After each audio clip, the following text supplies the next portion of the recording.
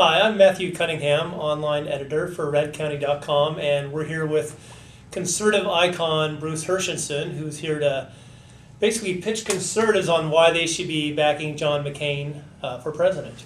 Bruce, thanks for meeting with me. Thanks for that intro. You're a hero to me, like you are to a lot of conservatives in California. Thank you. And so it's an honor to be here with you. Why don't I just first let you make your pitch for John McCain, why you're supporting him for president, why you think conservatives ought to support him. Sure. It's because I believe that we're in the most dangerous period of time in my lifetime, that we're in a war that is a threat to civilization as we know it. And I want someone to be commander-in-chief who has foreign policy and the military in his blood and really knows his stuff and will win the war. John McCain's the only person I can imagine right now is winning the war. Not just the stuff, but the guts to go with it. And he has all of that. I feel that, in a sense, that he was born to be commander-in-chief at this period of history. Wars are either won or they're lost. And if we lose this one, every other issue will be decided by an Ayatollah or an imam or a mullah. So I want this solved, and then we'll go back to the other issues. At the present time, the other issues are luxury. So it's strictly a foreign policy? It's on winning the war. We're in a period that was unimaginable a decade back. We are in a war for our very survival. And we know it.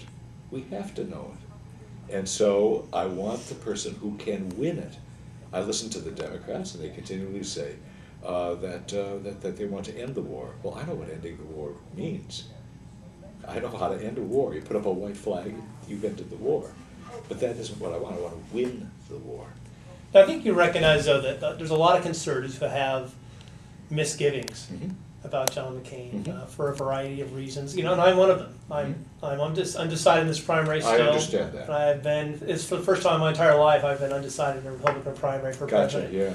And on things ranging from his votes against the Bush tax cuts, right, to his to what conservatives view as signing on to the liberal view on global warming, working with Ted right. Kennedy. And so the suspicion being that if Senator McCain becomes President McCain with a Democratic Congress, and the McCain-Feingold too, I mean, we're going to see further movement along those lines. I mean, you're a conservative. I can't imagine that, as a former broadcast commentator, that you're a big fan of McCain-Feingold.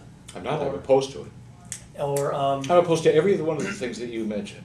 And yet you're still supporting him for president. Yeah, because I don't want to live in a pre-9/11 era, and I think you are when you mention those things. Those are issues that we can take care of later on. I think he was wrong on those. But my God, that doesn't preclude him from being in the position that I believe can win the war for us. That's what I care about. Certainly there are those things that I disagree with, and I can't defend those things that I disagree with, and I'm not going to attempt to. I just won't do that. But they all take second place, third place, fourth place.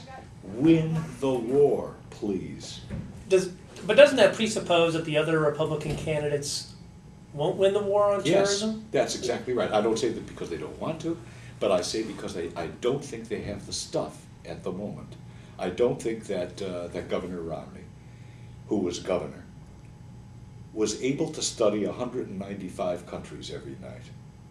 I don't think that he was able to keep up with the world as it changes on a daily basis, and it does in foreign policy. It doesn't in domestic policy. It does in foreign policy. I could see one thing that was tremendously dramatic.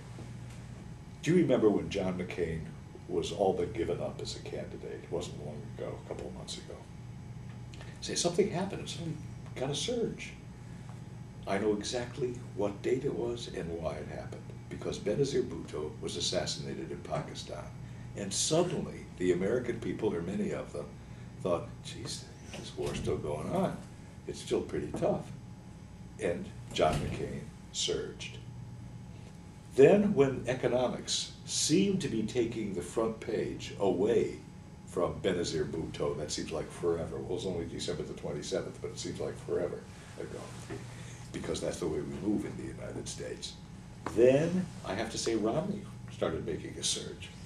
Well, by God, the war is still going on. I don't want another assassination or another terrorist attack to make John McCain the president. I want people to think of the period in which they're living.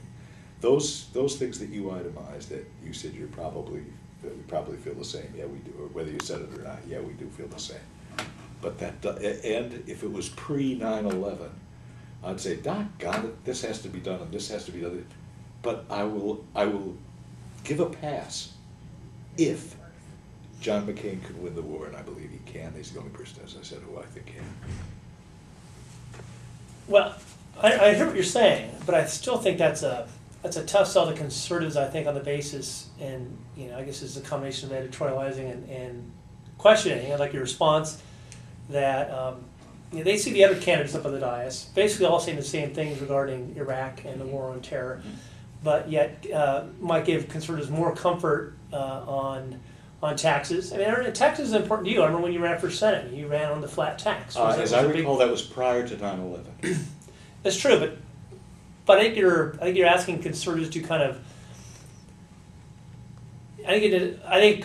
You bet I am. Well, you're asking them to forget. No one's forgetting 9/11, but I think to a lot of conservatives, we allowed 9/11 to make us forget about things like fiscal restraint. You must. What I'm saying is this, just so I could be as direct as possible. Those issues are terribly important. You're right. The flat rate tax is something that I craved, frothed at the mouth for, and frankly still do. But I have a sense of what has happened in the world since then. And my sense of what's happened to the world since then is that if we don't win, an Ayatollah is going to run this place, and he's going to decide about deficit spending and taxation and about abortion and about affirmative action and about the Second Amendment, which will no longer exist as will any of the other parts of the Constitution. I don't want that.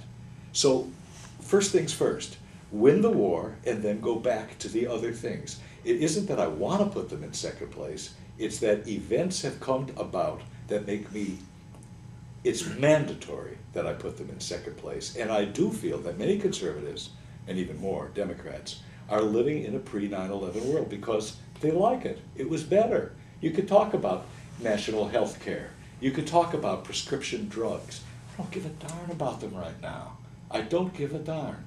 On the other things that you mentioned, I do give a darn, but it's just a darn. It'll be in sharp focus when the war is won. I don't want any more Americans killed. I don't want any more good people, free people killed. I don't want anyone taken over. I want the world to be as free as possible, certainly as free as it was prior to 9/11.